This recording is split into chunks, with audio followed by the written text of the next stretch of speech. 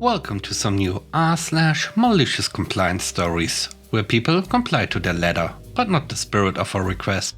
I hope you had a great day. The first story is called Don't Guess. This happened in the late 80s. I was 13 years old and got a weekend job at a local bakery. It was a nice job and I was paid around $13 per hour selling bread, cakes, handling the register, cleaning, etc. My boss was a creepy guy and his creepy wife also helped around.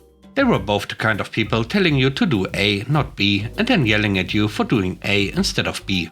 The bakery was quite famous for making 12 kinds of petit four cakes, all different flavors, so of course we sold a lot. The 12 different flavors had different designs. One weekend an older woman came in and wanted to buy some, asked for 12 cakes, 4 specific ones, and I put the cakes in her box. 2 hours later she came back, complaining that none of the cakes she bought were the flavors she wanted. I did not understand what happened and apologized. My boss and his wife heard my conversation with the customer and came in yelling at me, giving me the time of day in front of all the customers. I was useless, I had to know, and from now on I had to be sure what was in the petit four before selling any. It turned out that 2 days before my shift a new baker had been hired. He made the petit fours, but not with the normal design for each flavor. I asked my boss if we could have small signs telling customers and me the different flavors. Bad move, and he and the wife yelled at me again, and the old woman felt sorry for me. 1 week later the woman returned and wanted to buy petit fours again. I saw my boss and his wife spying on my customer service. There were still no signs for flavors. So, malicious compliance time. I loudly greeted the customer. "Oh, you want 12 petit fours? You are lucky, we have 20 different ones today. Flavor and filling, you ask? Let's see, I'm not sure." Then I took one of each petit fours and took a bite while loudly explaining, "This is with coconut, this is with whiskey, this is with orange." The customer couldn't stop laughing and chose her 12 petit fours, paid and left. I turned around and saw the boss and wife completely shocked. I said, "You told me I had to be sure." Next shift we had small signs for every petit fours. The next story is called Search It. 3 years ago I was working in a popular local cafe in the middle of a big city. Obviously there were a lot of customers during rush hours. And of course the usual Karens. At the time of this story I was just finishing my training to be fully hired. The manager Steve was an utterly obnoxious person who was overall very disturbing. He'd tell us to do something, then change his mind while we were halfway through it. Anyways, he wasn't exactly competent, but we were low on staff and the owner desperately needed a manager. So this one day I'm just clocking in and I see my first clients are a bunch of kids and the Karen of her mom. Yes, she had that haircut. The following conversation ensued. "What are your muffin flavors?" "We have," and I named all the muffin flavors. At this point Karen interrupted me. No, I just take one of those special edition muffins." She points to the back of the kitchen, like she's expecting me to make them for her. "Oh, sorry, those are limited edition muffins, we don't have them anymore." Karen was rolling her eyes. "Yeah, I know, just give me 5 of them." I started to repeat myself a bit louder, thinking she didn't hear me. "We don't have those anymore, ma'am. I am sorry. Just give them to me. What's wrong with you? Get me your manager." Now, at this point I'm pretty upset, because this woman is screaming at me at the top of her lungs and gathering all their attention towards her. So I do as she asks and get to the manager. Steve looks mad as soon as I disturb him. He goes to see the Karen and comes back to me.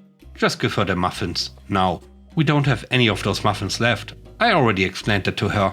There are some left, just find them." "Where are they? I'm pretty sure we don't have any left." "I don't care about your opinion, just find them already. Ask others to help you find them if you are that dumb. And don't go back to that lady or any other clients until you find those muffins." I took a moment to think about what he just said. "Okay sir, I'll give her the muffins." That's better. So I go and try to find them everywhere in the store. Of course there is none left, as the muffins are seasonal items and since none arrived in stock there are no special edition muffins left. But since Steve told me not to go back to that lady or any other clients until I found the muffins, I do exactly that. Since he also told me to ask others for help, I make sure to let every employee know my desperate need for help in finding the muffins. In the end, since no one liked Steve anyways, we all went searching for the muffins. For several hours, clients kept pouring in, until one of them dared to ask what we were all doing running around. I calmly explained that our manager sent us searching for something and we couldn't work until we found it. I insisted that our hands were tied and we couldn't serve them until our manager said so. Every single client went banging on Steve's door, demanding to talk to him.